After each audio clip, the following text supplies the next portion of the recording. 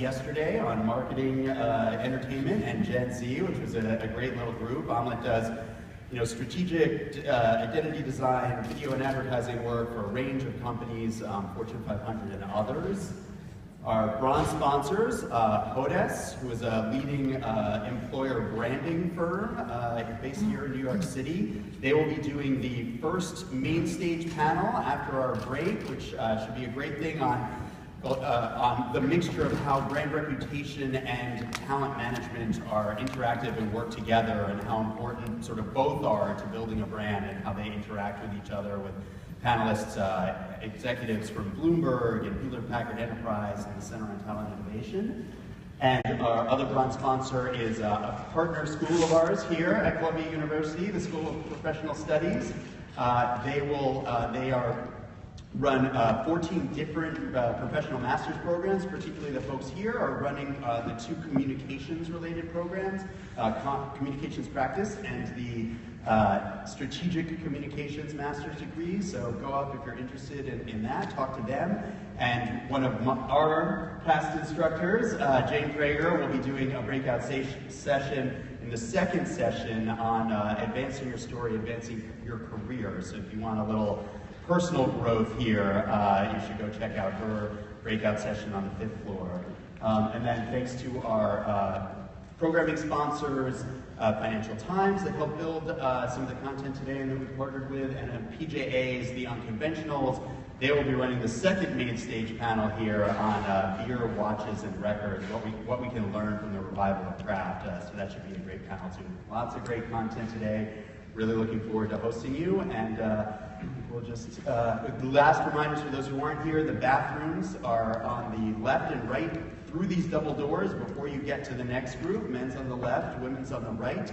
Also, for folks, I know sometimes we run out for a little bit of water. There is a water jug in the back here with cups, or you could refill a little, your little water bottle if you need to. We also have a power strip back there if you need to recharge your phone, that kind of thing.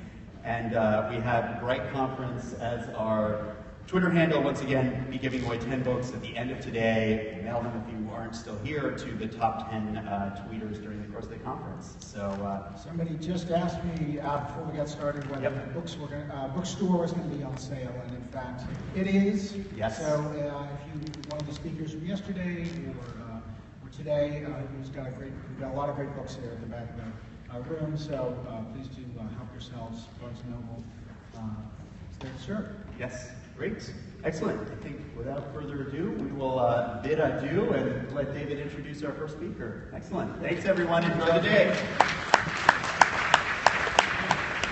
Thank you. So, I talked yesterday about digital transformation, this idea of companies that have been around since before the internet, have a lot of history. You've got your business model, you've got your customers, you've got your, a lot of ways of doing things. And how they are transforming to adapt and thrive in a very different, digitally driven world today. One of the companies that's doing a great job, and I mentioned in my book, and I've had a chance to work with it, is GE. GE, of course, has an incredible history of innovation in all kinds of products and technologies, and is really sort of reshaping its business now, looking at the future of where markets are going today, and has a very powerful vision of becoming a digital industrial company. And this really ties into, there's a certain parallel to a talk we had yesterday from Donna Hoffman. Remember, she was talking about the connected home, and how all these different devices and products within the home, and your kitchen, and your alarms, and so forth, could sort of start connecting, not just to you, but to each other, and thereby create different sorts of experiences and opportunities. Well, sort of the same thing is actually happening, not just the internet of kind of home things, but the internet of really big industrial things. Actually, Matt and I talked about this last year with some research on how industrial applications of the Internet of Things are really driving a lot of the innovation here, and are kind of an early leader of new business models. So GE is at the forefront of that. And I could think of no better speaker to talk about, well, sort of what's happening with GE and the lessons for marketers. What are marketers within GE learning about how do you tell this kind of story of transformation of a company? Then Linda Boff, the Chief Marketing Officer, she's spoken at Bright before. We're really thrilled to have her back. Linda Boff, please join us.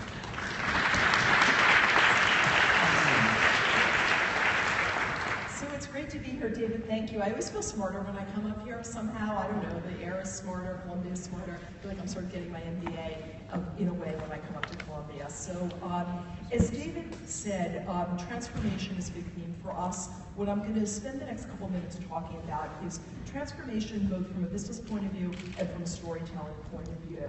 And let's see, here we go.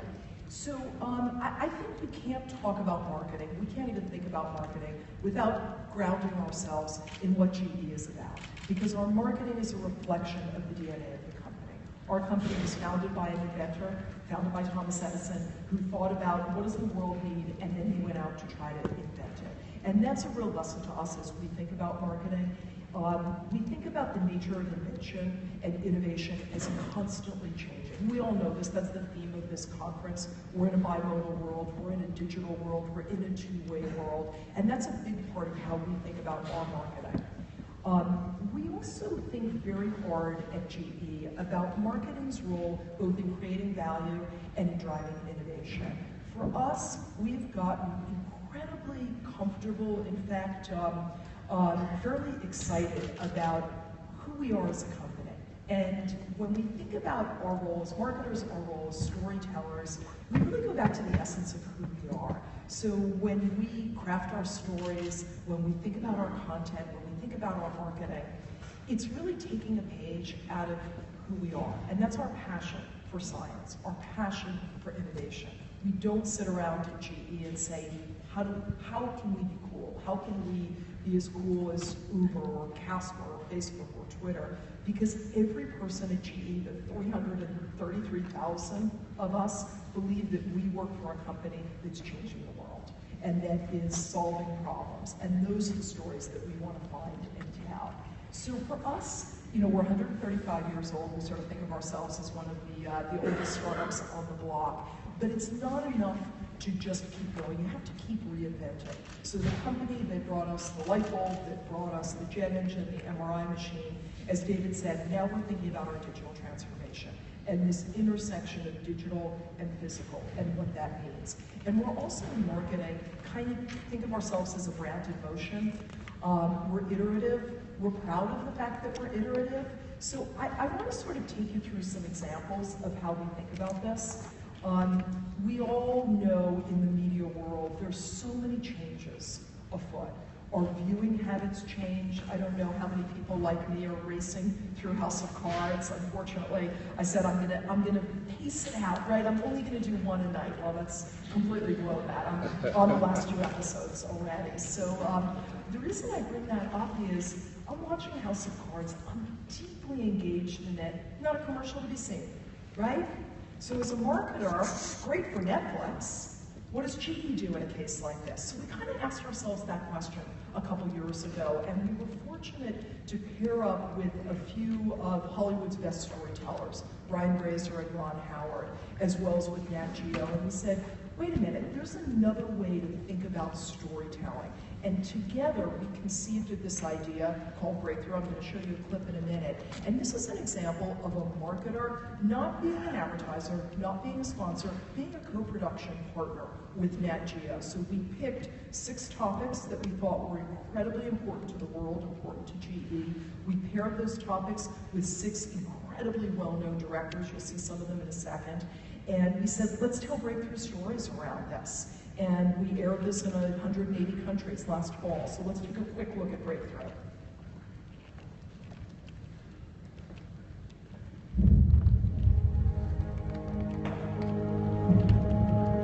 There are lots of different problems and issues on the planet that should be diagnosed and should be attacked.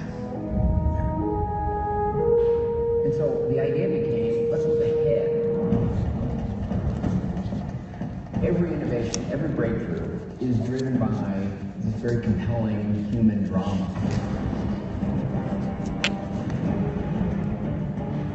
We're interested in what is happening in the world in terms of the way science and human beings are addressing these problems. And getting great storytellers to work with us to make a great drama out of our exploration of each of these important issues. This would be the most important medical intervention in the modern era. an ability to slow aging. These films are seen through the lens of we're solving problems, we're showing solutions. The doctors and the scientists in this film are exploring the mysteries of really who we are. You're plugged into the consciousness of thousands of people. I hope that this film will be a point of dialogue, of thought, of provoking action.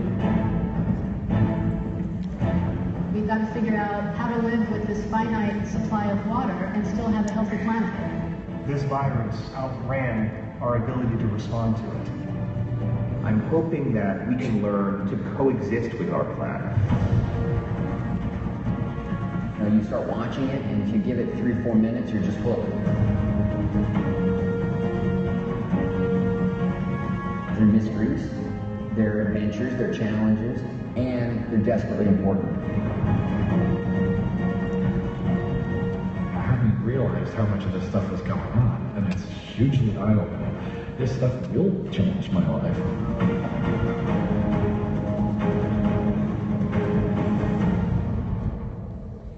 So I show you that example because as marketers, we're thinking more and more about how we own media, not just rent media. In a world where media is becoming harder and harder to literally break through in, we look at live media, we look at opportunities like this, pairing science with great storytellers.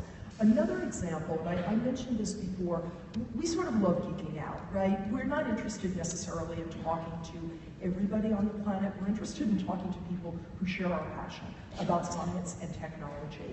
And we want to find great ways to tell these stories. So somebody on my team came up with this idea, which is to take phrases, snowball's chance in hell, lightning in a bottle, talking to a wall, and show how GE actually makes the impossible possible. So this is a series we just released. Not many people have seen it, so hopefully this audience is seeing it for one of the first times, and I'll show you a quick clip.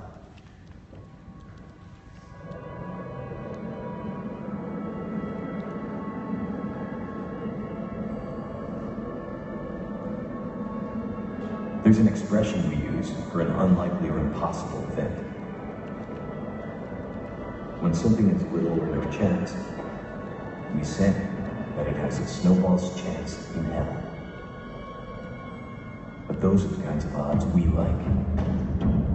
In our experiment, we're going to send the snowball to hell and try to bring it back safely.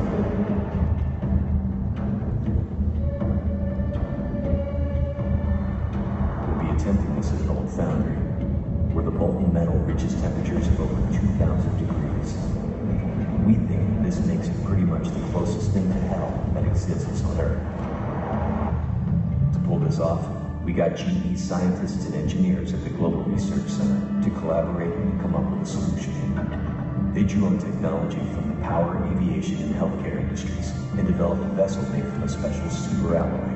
It was engineered to withstand incredibly high temperatures, so we normally use it to build jet engines, which have to endure extreme environmental stresses. But it was never designed for this.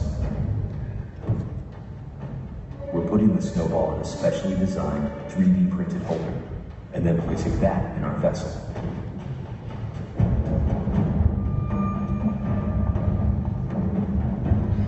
Then we lower it into a vat and completely cover it in molten metal slag.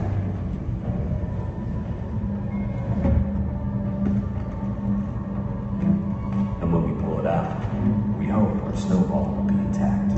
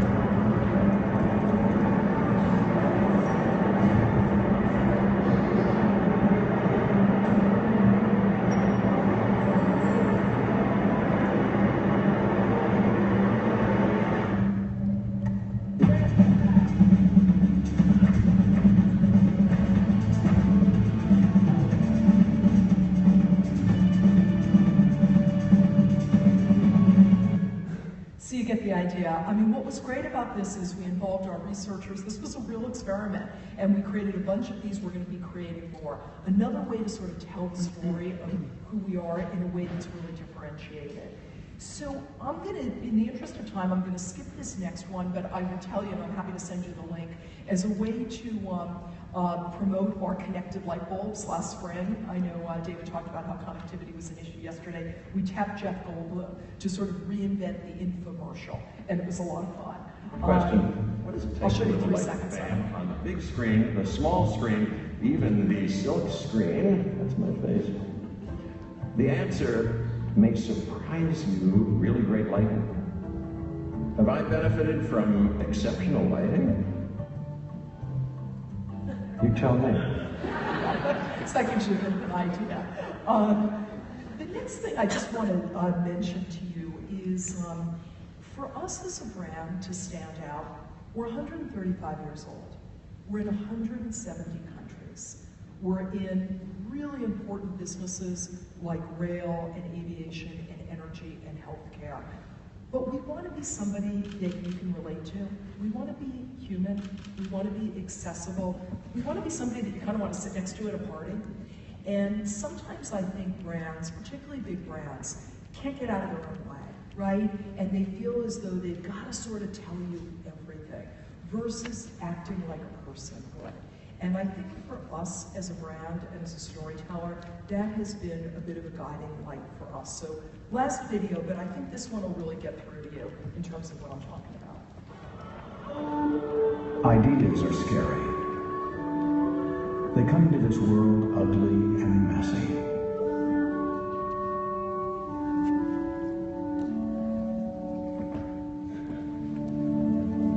Ideas are frightening because they threaten what is known. They are the natural-born enemy of the way things are.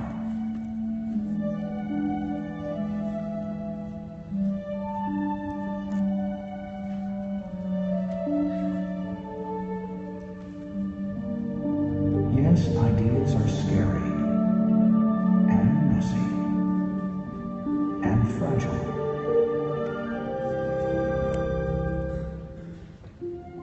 But under the proper care, they become something beautiful. So I think as companies, being able to sort of show warmth, show humanity, show accessibility is incredibly important. Another thing that we have worked really hard at and been very deliberate on is being first, being early on a lot of tech platforms. I bring you back to what I said a few minutes ago about innocent. And we've taken a lot of kind of courage from that, if you will. And as a result, we have been often the very first brand on a lot of the platforms behind me. First brand on Vine, first brand on Micmac. We've been on Instagram for over 5 years. For us, there's never sort of a second chance to be first. You know, we love the experimental nature of it. We love what we learn. We love the fact that often being first on these platforms, we do this organically. These aren't big paid buys. It's a way for us to just get smart. These are some of the photos that have been on our Instagram feed over the last 5 years. What they really show is the majesty of industry. And I think hopefully as you're listening to me, that's what we try to do, right? We don't try to tell, here's the one GE story. GE is a company that is about transformation, and we try in our marketing to bring that to life. Whether it's being first and early on a social platform, whether it's showing an unexpected prism, whether it's a photo or it's an experiment with a snowball that doesn't melt when it's put in molten metal, all of these are different ways for us to talk about GE, but they all add up to the same thing. A company that is deeply about invention, about transformation, about the future, about what's next. One of my favorite stories is, we talk often in GE about being unexpected, how by surprising people, we really get through as a big brand. So a couple years ago was the 45th anniversary of the moon landing. The moon landing was July 1969. And GE played a role in the moon landing. Our materials, our plastics, were in the moon boots that Neil Armstrong and Buzz Aldrin wore when they first stepped on the moon. So we decided to have a little bit of fun and take a page from that. And we partnered with a media company, and again, we're big believers in sort of partnering with kind of, unexpected others, a company called Thrillist. And we actually produced a physical pair of sneakers, moon boots, the ones behind me, and we put them on sale at the exact moment of the moon landing, so July, two summers ago. And we put them on sale for $196.69, having a little bit of fun, 1969. They sold out in about 3 minutes. They're on eBay now, if you can still find them, for about $7,000 a pair. And what I love about this story is it's pair of sneakers, right? Who cares? We're GE, we make jet engines. It's a way for our company to be tangible. In a world where you're all sitting there, everybody in this audience has an iPhone in their pocket. You never forget about Apple. So how do we remind people that GE, which is largely invisible, right? You think about energy when it's not there anymore, is tangible, is meaningful. So this was a great way to remind people that GE makes super materials. In this case, the super materials were for the sneakers. So, to us, what drives us, what drives our team? It's curiosity and passion. We are constantly waking up every morning at GE and fighting for how we can be relevant and how we can be contemporary. That's what you have to do, I think, as a brand, whether you're 3 years old or whether you're 135 years old. Our challenge at GE is not that being known. Everybody knows who GE is. It's being known for the right things. And in the last decade and a half, our chairman has completely transformed our portfolio. We are a company that is largely about 3 things: transportation in the form of rail and aviation, energy, and healthcare, with this big digital layer, data, analytics on top of that. That's the story we want to tell today. So with that, we're kind of reinventing again. And as David said, our next transformation is we want to lead the world in terms of being a digital industrial company. Part of that is just defining what is a digital industrial company. And that's the journey that we're on.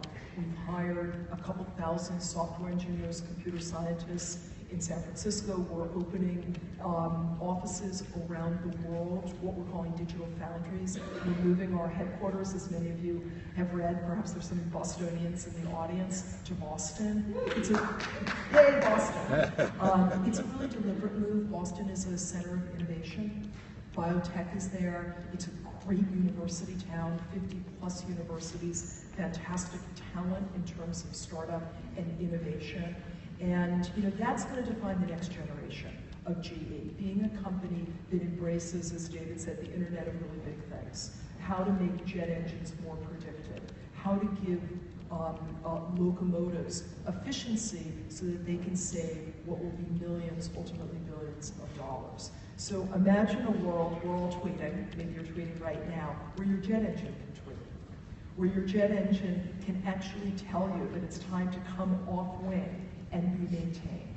Maybe it won't be on Twitter, maybe it'll be on our platform, which is called BRITEconf, that's our operating system, but that's the world that we're in. So with that, look, see, who told me I wasn't going to be on time? I'm on time. So I can take you back there. So I think I have time for 5 minutes of questions. So thank you all.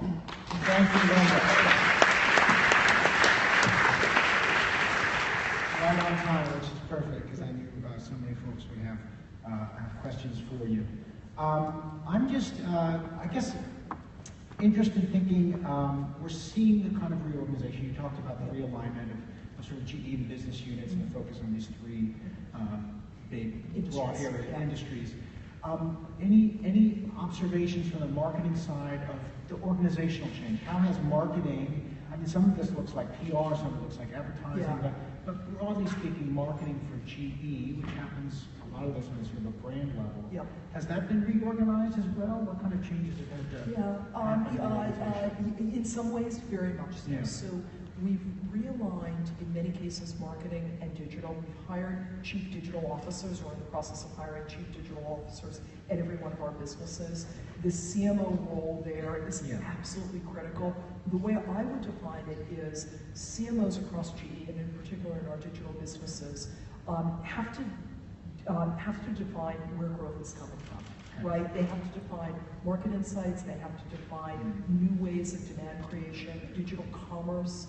You know, as a company that is used to, as if any other companies out here sell through either channel partners or don't sell directly to customers, we have to think about how people are buying, right? I mean, I think we all know this stat as marketers. You know, 80% of the decision making starts online, right? Nearly 70% of purchases are digital. Well, how do you relate to that in a world where somebody's going to buy a jet engine online?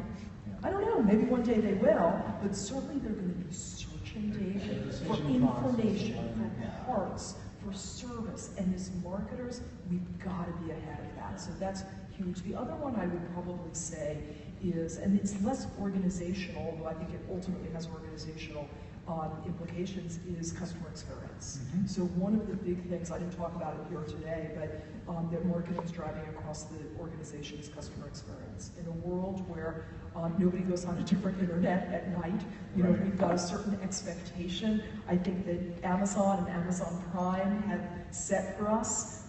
Personally, Echo is in my kitchen. You know, I talk to Alexa all the time and, you know, ask her for things. You know, that's the world that we're in. And as marketers, whether you're at GE or GM or Gillette, you have to be thinking about that. So I think those are some of the changes. Absolutely. Responsiveness, what's the whole, we call it the digital thread that connects us inside the company. Fascinating. Great. Well, let me take some questions from the audience. I see we've got one already standing at the mic back here. Linda, thank you for the presentation. Since you're so involved in energy and transportation with your turbines and jet engines, I particularly commend you for the efficiency of your new jet engines. I want to turn the question or the thought to global warming. And Mr. Obama's legacy is going to be that he dropped the ball twice, once in Copenhagen and once in Paris. So you mentioned in your video that you're concerned about a healthy planet. We do not have a healthy planet. We've got a very sick planet. Jeffrey Sachs at the Earth Institute here at Columbia has put together the UN Sustainability Goals. I would suggest that your chairman, Jeffrey, talk to Jeff Sachs and get some insights into how General Electric's science and technology can help fix a very big problem. We don't have snowballs in Aspen, Colorado, and that pisses some of us off because we like to ski, and there's no snow, and it was 55 degrees in Aspen, Colorado the other day. As you well know, January and February were two of the warmest months ever recorded in the history of record keeping. Thank you very much. So, I have a question for GE. I appreciate the comment, I really do. Thank you so much. Because it is relevant. Yeah, it is relevant. I will simply say, because it's more of a comment than a question, Jeff Sachs was a key advisor to GE when we created Eco-Imagination 10 years ago, which is a program that GE's been running to reduce our own greenhouse gases and help our customers be green. We sort of say green is green, but really appreciate the comment. Thank you. Any other questions? Yes, down in the front. I'm Khalid Aziz from Columbia Business School. In terms of branding, my question is not so much who you are, but also who you are not. Yeah. At one time, you were a media company, one time, financial services company. How do you manage what you're not in terms of branding yourself?